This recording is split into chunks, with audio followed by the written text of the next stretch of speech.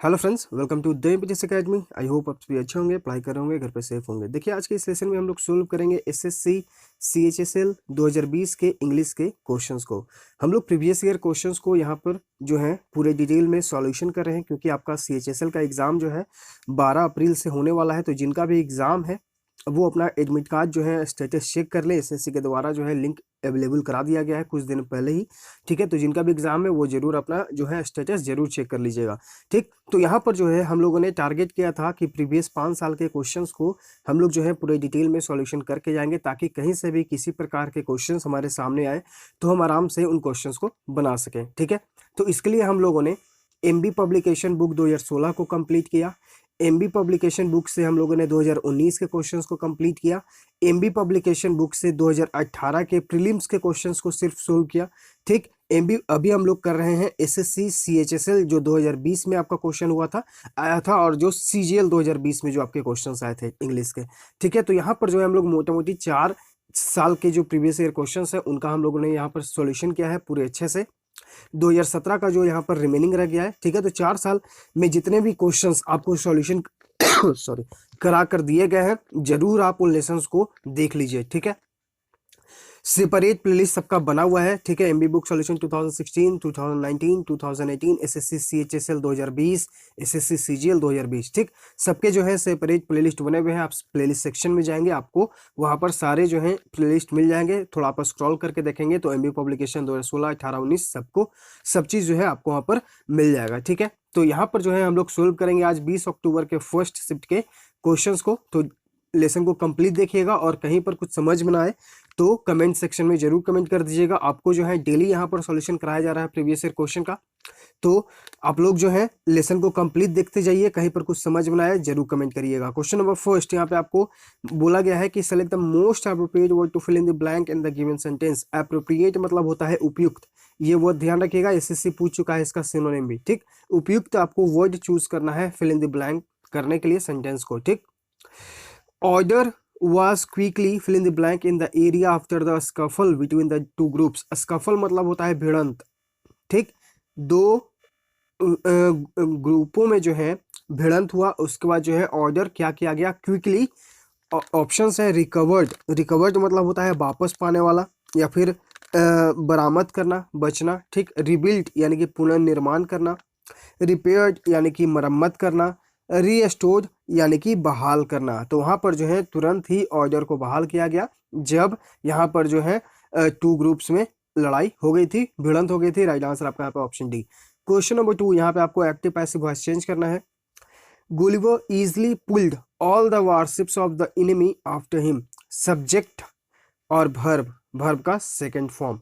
ठीक, ये आपका सब्जेक्ट हो गया।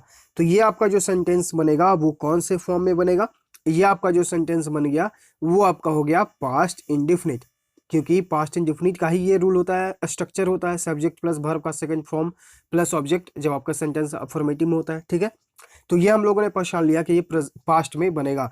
तो पास्ट में जब हम लोग पैसिव वॉइस में चेंज करेंगे तो वाज या वेयर प्लस वर्ब का थर्ड फॉर्म यूज करेंगे। ठीक, तो चलिए अब यहाँ पर ऑप्शंस को देखिए। ठीक है, ऑप्शंस क्या क्या है। ऑप्शन ए में देखिए यहाँ पर हैड बीन का यूज हुआ है, एलिमिनेट। ऑप्शन बी में आपका क्या होगा कि all the warships of the enemy, यहाँ पर उसके बाद जो है एनिमी, ऑल द वारशिप्स। ठीक, यानी कि सब्जेक्ट जो है आपका प्लूरल है, तो वाज यहाँ पर यूज होगा नहीं, हम यूज करेंगे वेयर का। ठीक, तो ऑप्शन बी में यहाँ देखिए कि आपका जो ये सब्जेक्ट बना है वो यहाँ पर गलत बना है, यहाँ पर इनमी होना चाहिए था, इसलिए आपका एलिमिनेट हो गया। ऑप्शन डी में यहाँ पर देखिए बीइंग का यूज हो गया। बीइंग का यूज हम लोग कब करते हैं, जब कॉन्टिन्यूअस में होता है, चाहे वो प्रेजेंट कॉन्टिन्यूअस में हो या फिर पास्ट कॉन्टिन्यूअस में, तब हम लोग उन सेंटेंसेस को बीइंग प्लस वर्ब का थर्ड फॉर्म यूज करते हैं। ठीक, तो यहाँ पर देखिए option A eliminate, B eliminate, D eliminate. तो राइट आंसर आपका यहाँ पे ऑटोमेटिकली सी हो जाएगा। तो अगर आपको रूल्स याद है तो आप एक बार देखेंगे अच्छे से ऑप्शंस को, और उसके बाद जो है अब अपने रूल के हिसाब से अपने ऑप्शंस को देखेंगे। हेल्पिंग वर्ब आप लोगों ने देख लिया, वर्ब का थर्ड फॉर्म देख लिया। अगर इन चीज़ों में जो है गलत हो रहा है, आप अपने ऑप्शंस को एलिमिनेट करिए और राइट आंसर पे आइए। यहाँ पे ऑप्शन सी राइट आंसर। अगर आपको टेंस और वॉइस में किसी प्रकार का दिक्कत है तो आप हमारे प्लेलिस्ट सेक्शन में जाएंगे या फिर डिस्क्रिप्शन में भी उसका लिंक दे दिया गया है।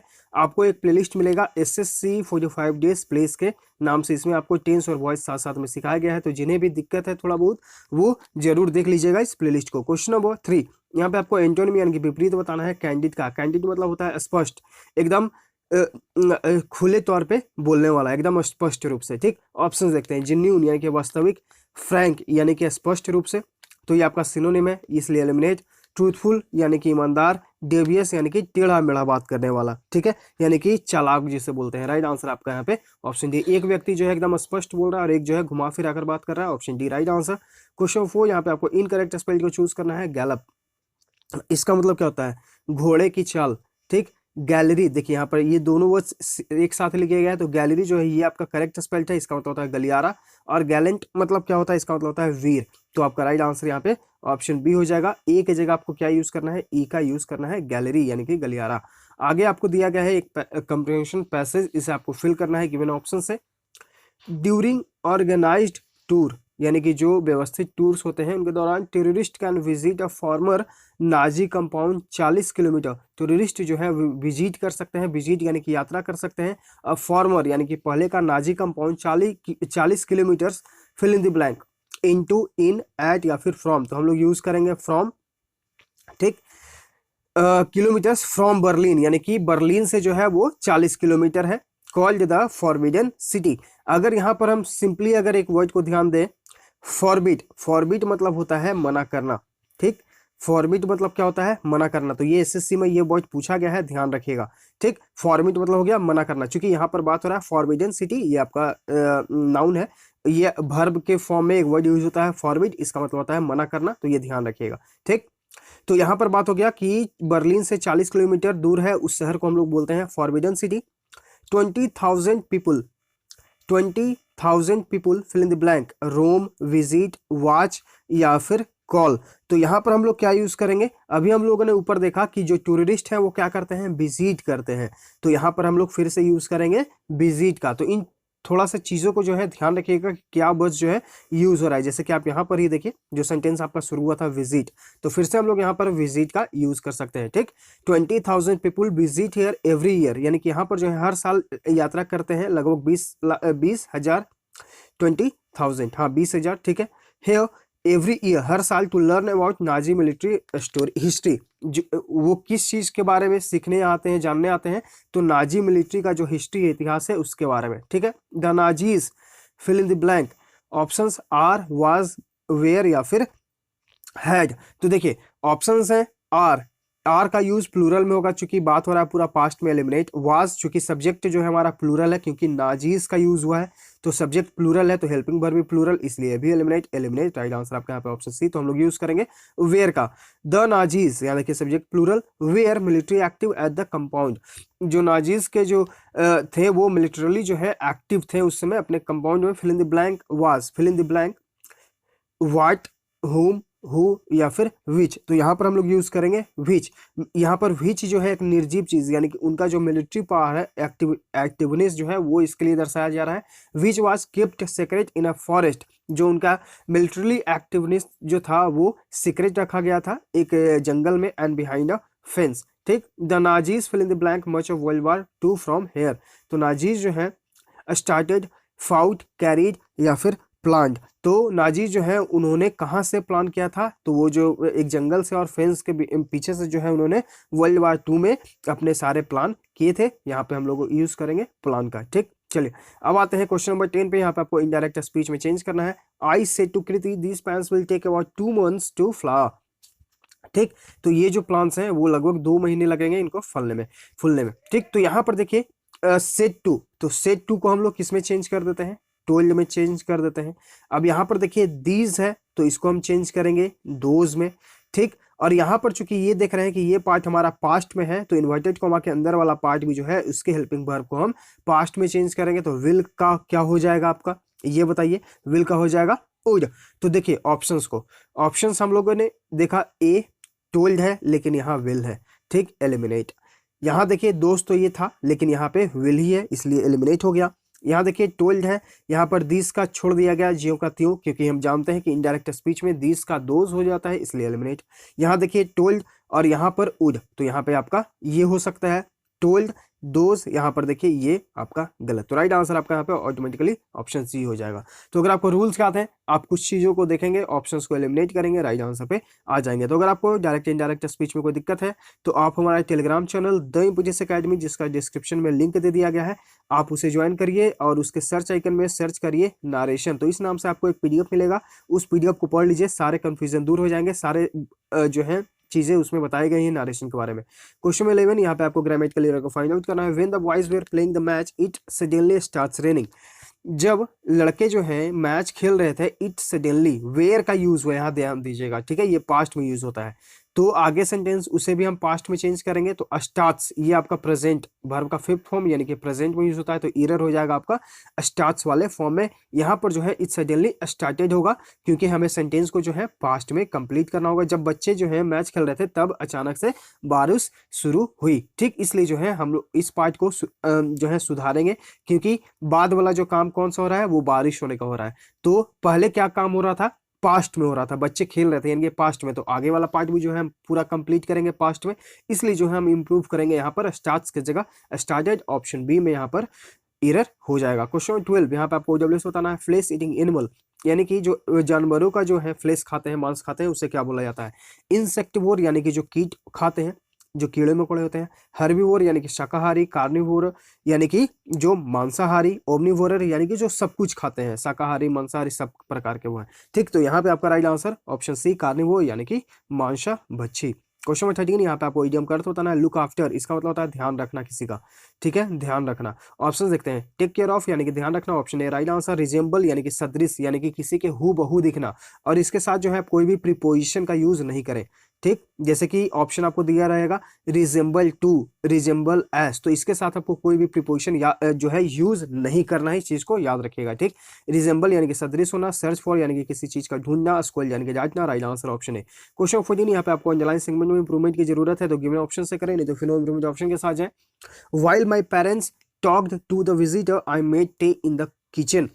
देखिए एक वर्ड हम ये आपको पहले ही बता चुके हैं एमबी पब्लिकेशन बुक का जब सॉल्यूशन कर रहे थे, कि वाइल के साथ ज्यादातर आप सेंटेंस को जो है कॉन्टिन्यूअस फॉर्म में बनाए। तो अगर आप देखेंगे कि कॉन्टिन्यूअस फॉर्म में अगर हम जानते हैं कि ऐसे सेंटेंसेस को बनाना होता है, तो ऑप्शन ए आपका एलिमिनेट, क्योंकि कॉन्टिन्यूअस में है नहीं, नो इंप्रूवमेंट एलिमिनेट। अब यहाँ पर दो ऑप्शन जो है वो कॉन्टिन्यूअस में है, लेकिन हम देख रहे हैं कि आगे वाला जो पार्ट है वो पास्ट में है। आई मेड है सब्जेक्ट प्लस वर्ब का सेकंड फॉर्म, यानी कि ये पास्ट में है, तो सेंटेंस को हम कंप्लीट करेंगे पास्ट में ही, इसलिए जो है यहाँ पर वेयर का यूज करेंगे। आर का यूज जो होता है वो प्रेजेंट में होता है, ठीक है। तो यहाँ पर ऑप्शन डी आपका एलिमिनेट, राइट आंसर आपका यहाँ पे ऑप्शन सी हो जाएगा। सेंटेंस को हम लोगों ने पास्ट में कंप्लीट कर लिया। क्वेश्चन नंबर 15, यहाँ पे आपको इनकरेक्ट स्पेल को चूज करना है। यहाँ पर राइट आंसर आपका ऑप्शन ए है, एम्बिशियस, MBCS,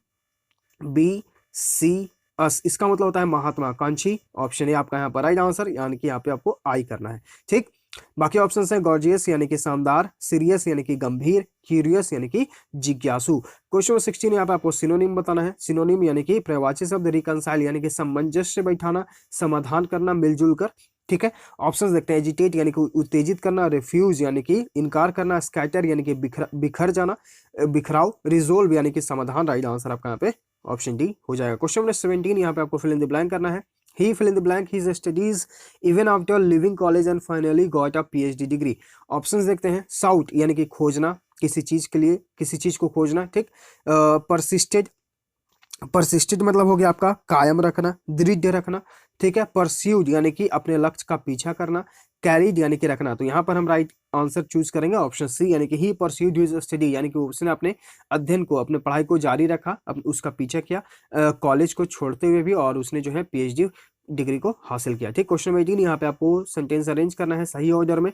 तो आई होप आप जो है सभी इस पर प्रैक्टिस कर रहे हैं, क्योंकि देख ही रहे हैं आप लोग प्रीवियस लेसन से, प्रीवियस सेट से ही, कि जो आपको प्रीलिम्स में है 2 क्वेश्चंस आ रहे हैं PQRS यानी कि सेंटेंस अरेंजमेंट से, यानी कि 2 into 2 यानी कि 4 marks.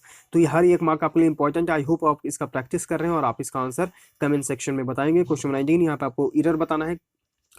The publics are not satisfied with the new act. The publics, public अपने आप में जो है प्लूरल होता है, और इसके साथ आप जो है इसको कभी भी प्लूरल एस लगाकर ना बनाए तो एरर हो जाएगा आपका। ऑप्शन बी में पब्लिक्स की जगह आप पब्लिक का यूज करें। क्वेश्चन नंबर 20 यहाँ पे आपको इडियम का अर्थ बताना है मेक अ बी लाइन। इसका मतलब क्या होता है? इसका मतलब होता है कि to go quickly and directly at और टू समवन या समथिंग, यानी कि आप जो है एकदम डायरेक्ट किसी मुद्दे पर जाते हैं, यानी कि आप न इधर जाते हैं ना उधर, मतलब कि नो भटकाओ डायरेक्ट मुद्दे पर। ठीक, ऑप्शंस देखते हैं। बी क्रेजी यानी कि पागल होना, गो स्ट्रेट टू यानी कि सीधे मुद्दे पर। राइट आंसर आपका यहाँ पे ऑप्शन बी।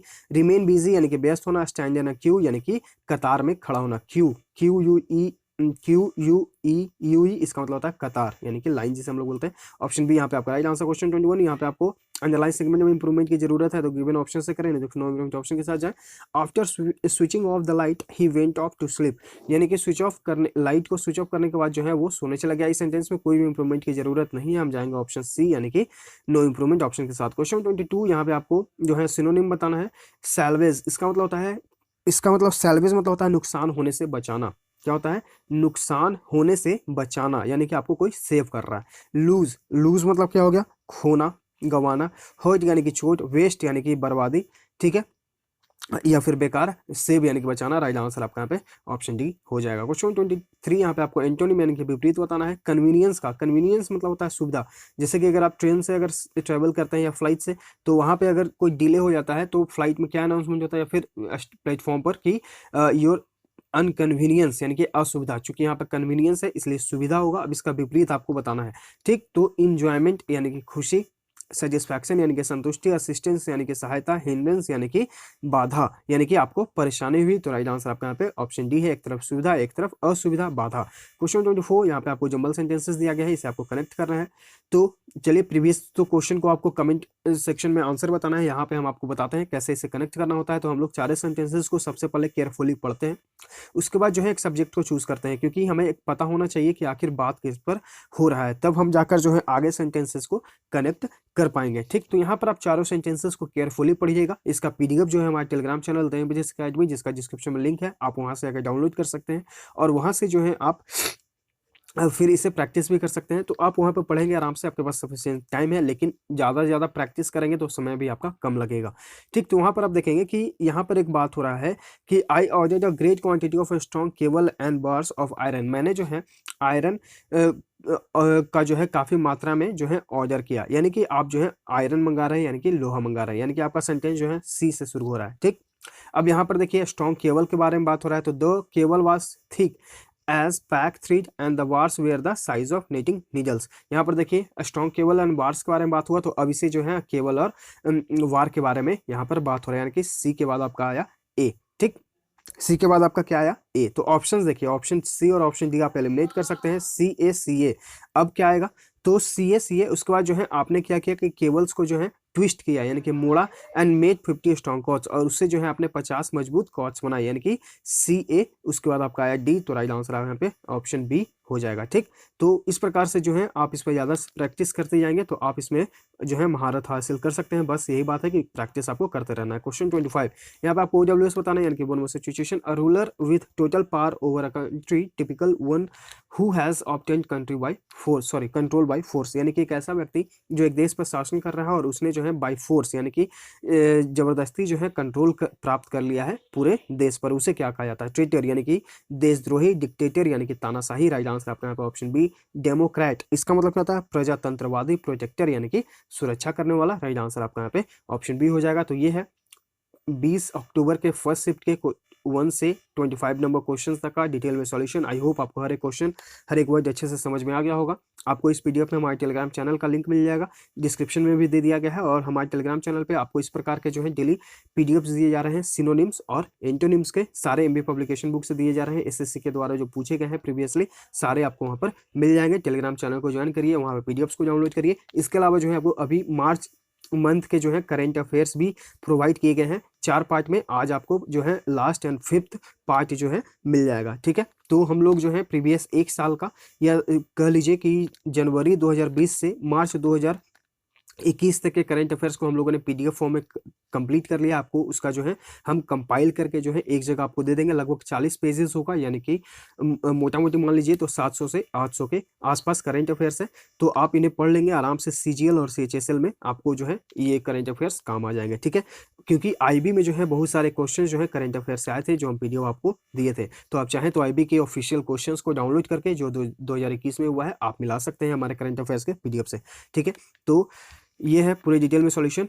लाइक करिए, शेयर करिए। अगर आप चैनल पर पहली बार विजिट कर रहे हैं तो चैनल को सब्सक्राइब भी कर लीजिएगा, ताकि आपके पास नोटिफिकेशन जाता रहे, आप अपडेट होते रहे। हम लोग मिलते हैं आगे के लेसन में। Thank you.